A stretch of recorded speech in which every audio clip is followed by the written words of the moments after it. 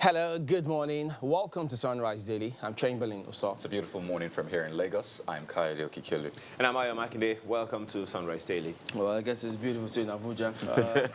So, well, we do have a guest. Our paper review guest will be linking up with us from our studios in Abuja.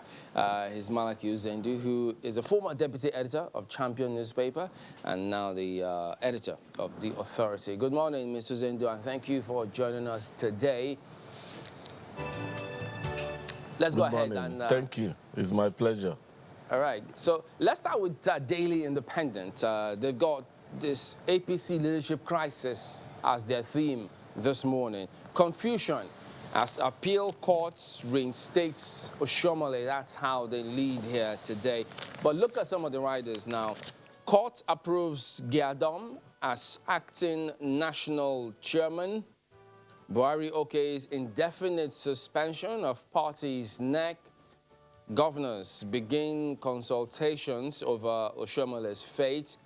And Battle Chairman summons NWC meeting today. So, quite dramatic, but what is your reading of how these events are playing out at the moment? Well, I think they are just postponing the evil day. The resort by politicians not to exhaust their internal conflict resolution mechanisms are not helping matters. This should be a family affair where they should sit down and then talk over whatever disputes that they have within the political party. So all this resort to rushing to the courts to get one thing done or the other are really not helping matters, because the judges who are giving the pronouncements are not in the party. They don't know the nitty-gritty of what has brought about the problems. And so when they give their judgment based on the information that are made available to them, you will discover that some other issues definitely also crop up at the end of the day. And so there is interminable crisis within the political parties. So what I will pray the national leadership of the APC to do is everybody have consciences. All these politics we are playing in Nigeria without our consciences should stop. People should take their actions, with the fear of God, and then do what is right at all times. The moment you do that, it will be a family affair, and then there will be little or no crisis, within the political parties. But, Mr. Sendo, when you say the judges don't know the nitty-gritty of these things before they rule, do they know the nitty-gritty when they rule for the governorship and presidential elections? It's the same process, the same thing. Those are some of the things. Those are some of the things. It is because most people in Nigeria do things as if they don't have consciences. And so when they now put everybody in a cul-de-sac, we end up going to the courts for adjudication. And then, naturally, the judges will not have all the information at their disposal. So it's only what is made available to them. And again, they are human beings. So there is no way they will not be influenced by one thing or the other, no matter how we want to look at it. They are human beings. So they have influence here and there. Some people appointed them as judges. Some people influence their appointments. They are also members of the society. So the sociological factors will always play in. Those are the things. But if we try to be a little bit more conscious of our actions and know that every action naturally has a reaction, then people will begin to, control their emotions and then control their actions. And then again, the other factor is the issue of punishment. When people do something that is not correct and then you gloss over it, some other person will do something that is even far worse than what the first person did. And that has been the problem. So we run in circles, and at the end of the day, we land nowhere. So that's why we have always been having all these problems, in our country. But then how, I think how does that connect to the current crisis in the party? The point you just made. Yeah, come again, please. How does that connect with the crisis in the party? No, the crisis is because people are now looking for their own interests. This thing started with in Edo State, where the governor felt that Comrade Shomole was breaking his neck. Now, even before then, when they did the party primaries, if you remember, there were crises here and there. In Zamfara State, all their candidates were disqualified. In Rivers State, all their candidates were disqualified. And so on and so forth. Look at what happened in Bayelsa, where they won an election. And they lost because the running mate had one hand, or maybe he has a variegated personality. So these are some of the things. If the party had done the proper thing, and then there is this recourse for political party leaders to change names of delegates for congresses. Can you imagine how bad it is that people will go for party congresses at the world level? Now, people know those who had won. Only for those names to be substituted at the party level. Virtually all the political parties do this. And they do this conscious, that is, without their consciences, as if there will be no tomorrow, as if there are no consequences for their actions. But because we don't punish them for those things, the thing keeps regurgitating. So those who are the we in this case? Of the party primary Mr. that we are still witnessing. Who are the we in this case? Now, I mean the political parties and then the Nigerian masses. So we are the masses who are at the receiving end of their actions. So those are the things, they versus us. Oh, I see.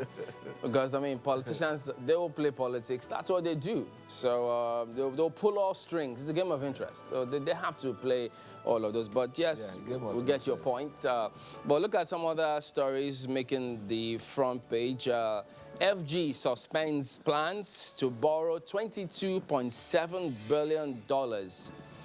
CUPP drags presidents, NAS, others to court, warns China, international agencies against granting Buhari loan. This has been a subject of major talking points for a while now. So how does this story sit with you in the light of all that's been playing out? No, it is important that we situate some of these things appropriately. Borrowing, there is nothing wrong with borrowing. But then borrowing money for profligacy is something that is not acceptable. And that has been the bane of this country all along. I, for one, have been against the current borrowing. This thing didn't start this year. It started since 2016 when they sent, was it $32.9 billion, which they reduced to $22.7 billion this time around. You recall that at the last assembly, the entire borrowing parameters were thrown out. And then it was brought back, maybe apparently because they felt that they have a rubber stamp National Assembly this time around. And of course, the Senate, passed it without even allowing other people to debate and then make their own issues known. You recall that Senator Eyin Nabaribe, who is the leader of the PDP caucus in the Senate, had raised, he raised some issues regarding the non-inclusion of the Southeast in the, in the compartmentalization of the amount of money to be borrowed. So, and he was dismissed with a wave of hand. But I think, thank God that some other factors have also come into play. If we borrow, like in the previous times, we borrow money, before you discover it, they call it either Abacha loot or something, the thing disappears into thin air. And then we don't know what is happening. These monies are borrowed without accountability. That is my problem. Now, if we say that we are going to borrow money and we make it an open house, and then these monies are borrowed for infrastructure and not for Wambe, as some people will say, then there will be nothing wrong there because you need perhaps to borrow money to grow the economy. But the point that so many people are talking about is that if you listen to this administration, they've been telling us that they have recovered several millions of dollars from people. They have recovered money from politicians. They have done this and that and so on and so forth. So one would expect that some of these monies that are recovered, would have also been plowed back to the National Treasury for the thing to be rolled over. But all that you hear is when it comes to expenditure, especially in the areas that will affect the common people, then they will tell you that there is no money. But at the end of the day, go and mark it. When they leave office, the next administration will start shouting hours. Oh, they have stolen money. Oh, they have done this and that, and so on and so forth. So you don't know where it leaves us. The anti-graft agencies, we don't know whether they are tracking the money. So there is apprehension. The ordinary man on the streets don't want government to borrow money. They want government to look inwards and then see what we can do, to be able to grow the economy.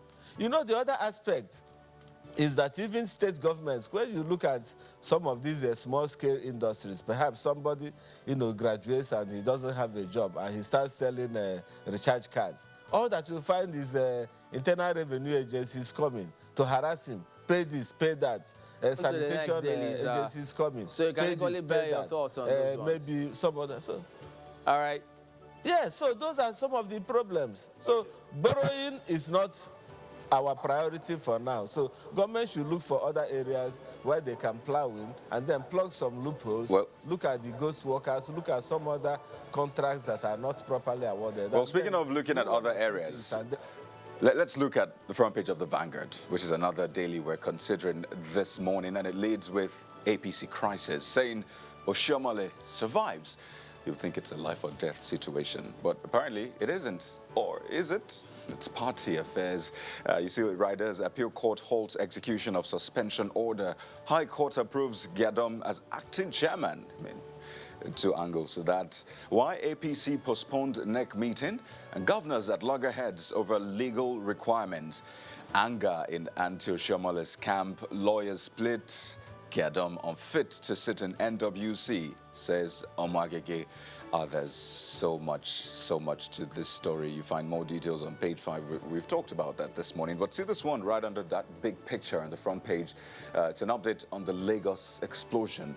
And you see that sad one. Death toll rises to 20. Toddler rescued from collapsed building. Truck driver not dead. I mean, that's a new one. You wonder who's saying that. Lagos government probes cause, sets up 2 billion naira relief fund. That got a lot of people talking yesterday. NNPC right of way intact. That's coming from the NNPC GMD, Kyari. No students died, says school management. Catholic Church confirms death of Aloka, an incident beyond pipeline explosion. I'd like you to take your view on some of these issues that have come out. For example, people saying this incident is beyond pipeline explosion, despite the explanation that has been given by the NNPC, NEMA officials and other officials that were close to what happened. But it appears as though people are still not quite sure what played out. And you see that part also, that the truck driver is not dead, and some other areas that have come up. How do you respond to some of these updates that we have? Well, first, I will say, may the souls of all those that departed rest in peace. Amen.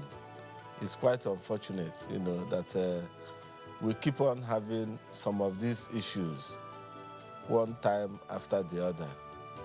I wouldn't know who to blame.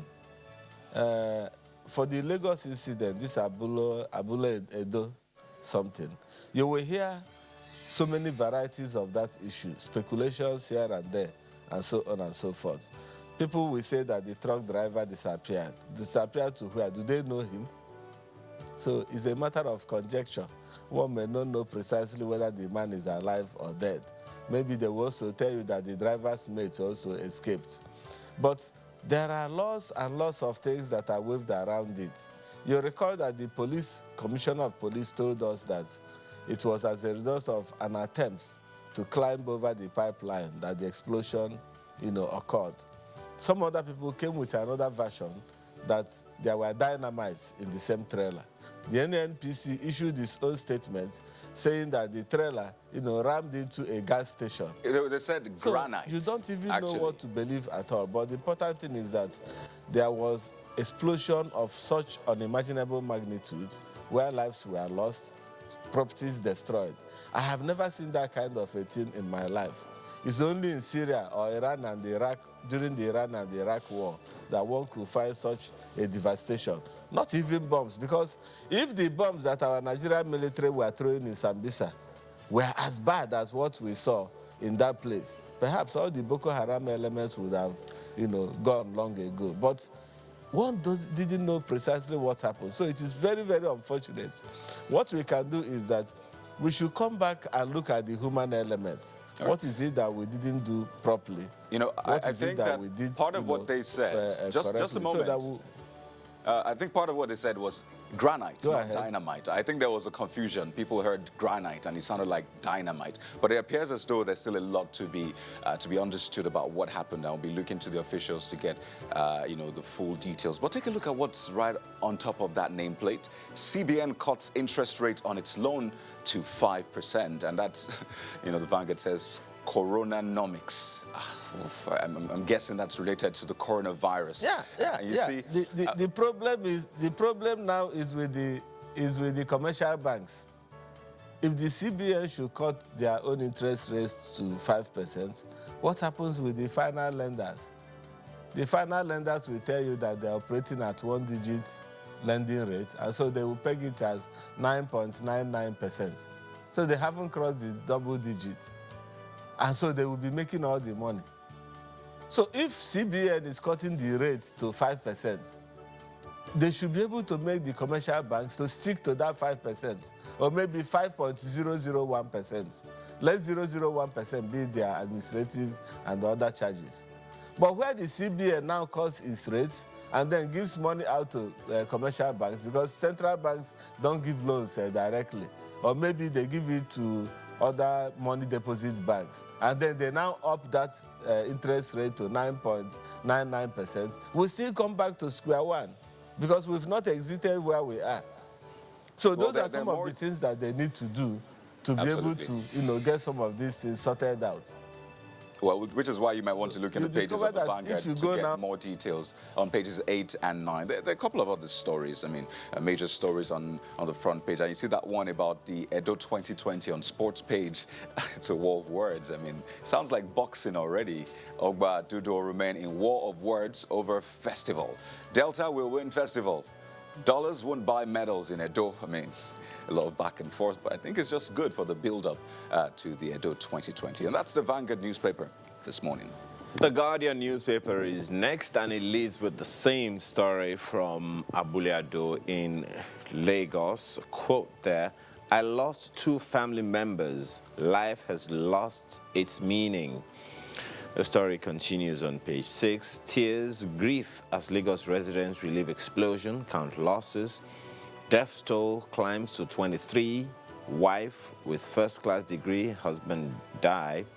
It's like a war zone, says Sanwo-Olu, launches 2 billion naira relief fund. The story also, you'll find more on pages 12 and 13 of the paper this morning. Well, other stories on the front page. APC confusion deepens over Oshiomhole neck. Buhari okay's neck shifts. NWC meeting holds today. Appeal court stays action of order on chair. Omo Agege, others want party constitution obeyed. And also, of course, we've talked about these 2 stories. We've also spoken about CBN releasing measures to battle economic impact of coronavirus. Experts foresee difficulty in execution, effect of scourge on debt servicing, worries DMO. And you also alluded to this earlier. And a number of other stories right there on the front page under the picture. One of them, Fayemi signs Amotekun bill into law, and FG includes France, Germany, Spain on list of high-risk countries. That story is on page 4. Seems a significant number of countries are taking these measures. We saw a release from Ghana yesterday, and it looks like a travel ban from Ghana, but here it's a high-risk list of countries that Nigeria has, and we've included France, Germany, and Spain on that list. Do you see that as precautionary enough on our part? I don't think so. I listened also to the president of South Africa, you know, some of the video clips that were trending on the social media on that issue. I think we should come out specifically to suspend travel to some countries, you know, because this issue of coronavirus is a very serious matter, you know, that one does not know precisely how it comes. The configurations are not known to people. And then if you now discover all those our high-profile personalities that travel abroad for medical checks, they've suspended all those trips. Those people that go to Dubai or other countries for holiday, they've also stopped all those ones. Perhaps Providence is trying to make them to think home this time around. Maybe it will help us. But it's very, very important that the Ministry of Foreign Affairs should collaborate with the Ministry of Health so that they can come up with a more holistic approach to this thing. There should be travel bans to some countries and then into people inbound, from certain countries. Just like it is not a punitive measure, but these are just attempts at curtailing the level of infections that we might have in the country. We don't have that level of medical facilities to cope with such pandemic, should it occur, God forbid. So that is the reason why we don't have to take any form of risk at all. We have to be very, very firm and then determine what we do until this pandemic, is actually put to a halt or curtailed or reasonably, managed so that we can cope. If the thing comes into Nigeria now with the way we do our own things, I'm afraid we're likely to get into a disaster of, more level of impact than some of those other countries. Take a look at the next one now. Nigerian Tribune. U.S. begins first human trial of coronavirus vaccine.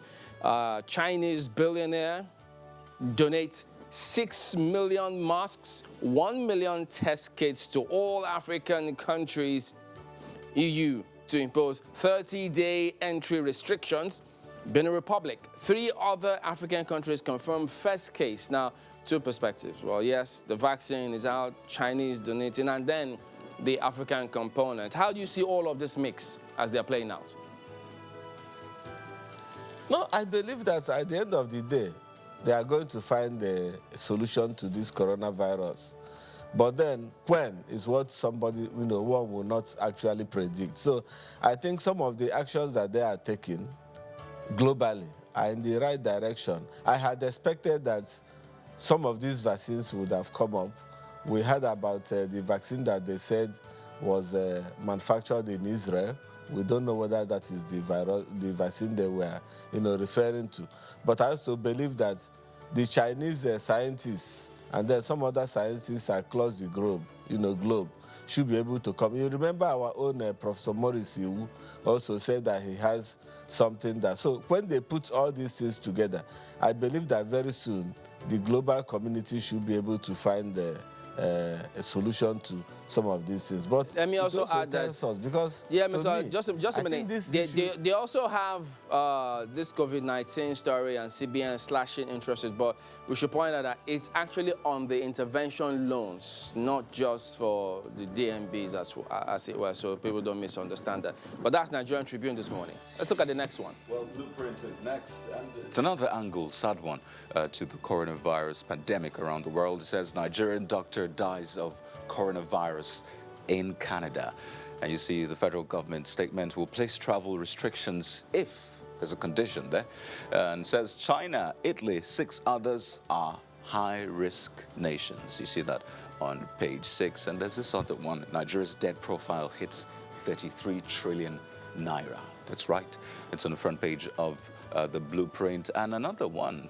Nigeria will lose $8.63 billion as oil prices fall. I mean, all this you can relate to the coronavirus pandemic. More stories. CBN creates that 5 billion naira fund, cuts lending rates. I believe that's 50 billion naira. It's regarding the COVID-19, as well as other stories on the front page of the Blueprint this morning. Quite a number of them. So we'll let you do the picking this morning. Yeah, it's very, very interesting. They did a good job. About 10 stories on the front page. It's not easy for the editors to pick some of these stories. Those are some of the problems and headaches that the editors, go through. But you discover that the issues about the coronavirus, is preponderant on some of the newspapers that we have here.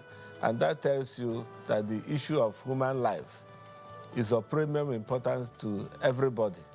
And so I believe that with some of these things, the government agencies in Nigeria that are, concerned should be able to put one and two together so that those high-risk nations, I think we should do something about those countries and not just restricting movements, because some of those viruses, like they said, takes 14 days, to be able to come up. And so within a 14-day period, a lot of havoc, would have been wreaked, and so on and so forth. Now, if you look at the debt profile that has hit 33 trillion naira, that's precisely what I'm talking about. If you keep borrowing, your debt profile will keep going up.